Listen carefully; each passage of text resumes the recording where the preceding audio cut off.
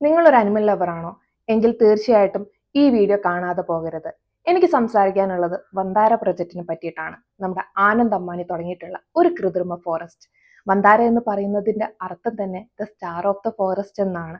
ഈ ഒരു പ്രൊജക്റ്റ് കൊണ്ട് ഉദ്ദേശിക്കുന്നത് അനിമൽസിനെ റെസ്ക്യൂ ചെയ്യുക എന്നുള്ളതാണ്. എത്ര സന്തോഷകരമായിട്ടുള്ള കാര്യമാണല്ലേ.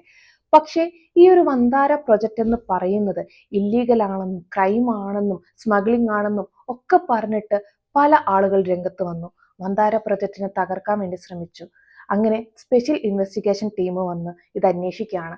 ലാസ്റ്റ് മാസങ്ങളോളമുള്ള ആ ഒരു അന്വേഷണത്തിൽ ഇപ്പൊ തെളിഞ്ഞിരിക്കുകയാണ് മന്ദാര പ്രൊജക്റ്റ് എന്ന് പറയുന്നത് നീറ്റ് ആൻഡ് ക്ലീൻ ആണ്. അനിമൽസിന്റെ നന്മയ്ക്ക് വേണ്ടിയിട്ടാണ് മന്ദാര പ്രൊജക്റ്റ് തുടങ്ങിയത് എന്നുള്ളത്. ഇനി എന്താണ് വന്താര? വന്താര എന്ന് പറയുന്നത് ഒരു കൃത്രിമ വനമാണ്. 3000 ഏക്കറോളം വരുന്ന ഈ ഒരു കൃത്രിമ വനത്തിൽ 2000+ അനിമൽസ് ഉണ്ട്. സത്യം പറഞ്ഞു കഴിഞ്ഞാൽ എലിഫൻസിന്റെ റെസ്ക്യൂവിന് വേണ്ടിയിട്ട് തുടങ്ങിയതായിരുന്നു.